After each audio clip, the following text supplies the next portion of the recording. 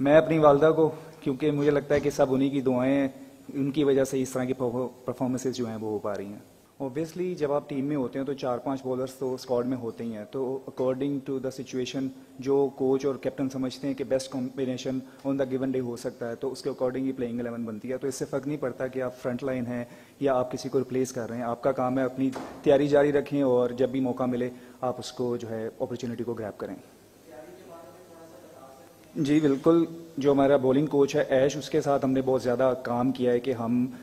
Condition کے according کس طرح سے بال زیادہ سے زیادہ جو ہے کر سکیں اور اپنے پلانس کو ایگزیکیوٹ کر سکیں. کیونکہ موسٹلی یہ ہوتا ہے کہ اگر ہمیں شروع میں اگر رنز آ جائے تو ہم پلان سے ہٹ کے ڈفرینٹ بالنگ پہ چلے جاتے ہیں. تو کوچز کی طرف سے پلان یہی ہوتا ہے کہ اگر آپ کو رنز آ بھی جائیں بالفرض تو آپ اپنے پلان کو بیک کریں اور اپنی سکلز کو بیک کریں.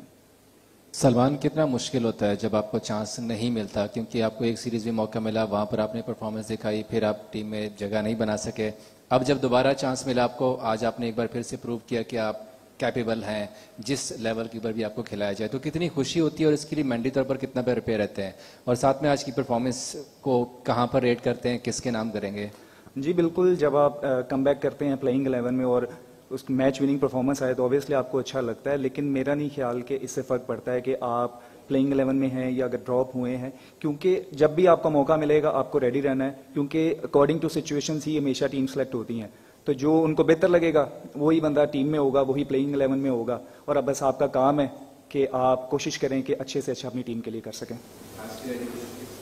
میں اپنی والدہ کو، کیونکہ مجھے لگتا ہے کہ سب انہی کی دعائیں ہیں، ان کی وجہ سے اس طرح کی پرفارمنسز جو ہیں وہ ہو پا رہی ہیں. سب سے پہلے تو کنگریچولیشن سلمان. دوسرا یہ کہ آبویسلی آج پرفارمنس بہت اچھی تھی، بٹ ساتھ ہی ساتھ you were a surprise factor for the south African team. اب کل فوراً اگلا میچ ہونا ہے، اینی تھنگ ڈفرنٹ جو کہ آج سے کل میں you would think about it کہ ہاں جی اب یہ کرنا پڑے گا، بیکاز اب آپ ان کو ایکسپوز ہو چکے ہیں؟ نہیں، ایکسپوز تو ایسا میں نہیں کہوں گا، کیونکہ اب جب کل آئیں گے کس طرح کا وکٹ کا بیہیویئر ہوگا، کس طرح سے میچ کی سچویشن ہوگی، اس کے اکارڈنگ ہی سب کچھ ہو سکتا ہے. آپ کا پلان اے بھی ہوتا ہے، اگر وہ ورک نہیں کرتا تو آپ نے اس کے اگینسٹ بھی کچھ پلانز آپ کے ریڈی ہوتے ہیں، تو وہ گیون ڈے پہ ہی پتہ چل سکتا ہے کہ ہم اس دن کیا کرتے ہیں. سلمان بھائی، پہلا میچ کیونکہ ہم ہارے تھے اور دوسرے میچ میں تھوڑا کیا پریشر بھی تھا، اور شاہین کو ریپلیس کرنا؟ میرے خیال سے کوئی پریشر نہیں ہوتا کہ اگر آپ کسی کو ریپلیس کریں، کیونکہ جب آپ ایک ٹیم کا حصہ ہیں تو کبھی بھی کوئی ان ہو سکتا ہے، کوئی آؤٹ ہو سکتا ہے. تو بات میری بار بار ایک ہی ہے کہ بس آپ اپنے آپ کو ریڈی رکھیں، اپنی تیاری جاری رکھیں، جب بھی موقع ملے اس اپرچونیٹی کو گریب کریں. سلمان، آپ نے پی ایس ایل بھی یہیں پہ لاہور میں کھیلا، تو کنڈیشنز کے بارے میں کیا کہیں گے؟ آج آپ نے جو بولنگ کی اس میں تھوڑی کنسسٹنسی کافی بہتر نظر آئی کہ آپ نے صحیح لینتھ پہ بولنگ کر کے جو ہے وہ آؤٹ کیا، تو سیم وہ اسی طرح لگا جیسے شاہین سٹارٹ میں آئے تھے تو وہ لینتھ بولنگ کر کے اندر لاتے تھے یا عامر. تو آپ کو کنڈیشنز پی ایس ایل سے لے کر اب تک لاہور کی کیسی لگی؟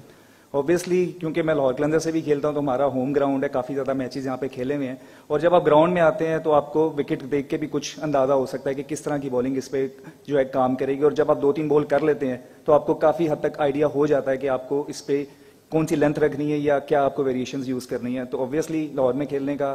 بہت فائدہ ہوتا ہے کیونکہ کنڈیشنز جو ہیں وہ ہماری اپنی ہیں. سلمان، محمد امجد K21 نیوز سے. شاہین کو ریپلیس کرنے کے بعد مینجمنٹ کی طرف سے، کوچ کی طرف سے اور کیپٹن کی طرف سے کیا کوئی اسپیشل انسٹرکشنز تھیں، آپ کو ہدایت تھی کہ آپ نے ایسا پرفارم کرنا ہے، اور جو آپ نے پرفارمنس دی ہے اس کو برقرار رکھنے کے لیے یا اس سے بہتر پرفارمنس دینے کے لیے آپ نے کیا پلان ہے؟ جب بھی کوئی پلیئر پلینگ 11 میں آتا ہے تو اس کی ہمیشہ یہی کوشش ہوتی ہے کہ وہ اچھا ہی کرے، کیونکہ آپ کے ہاتھ میں نہیں ہے کہ آپ کسی دن اچھا کرتے ہیں یا برا کرتے ہیں، لیکن اگر آپ پروسیس کو فالو کر رہے ہیں اور اگر آپ کی محنت بہت زیادہ ہے اور آپ اس کو بیک کرتے ہیں تو اگر برے دن ہوں گے تو ساتھ میں اچھے دن بھی ضرور آئیں گے. تو رزلٹ سے فرق نہیں پڑتا، صرف یہ ہے کہ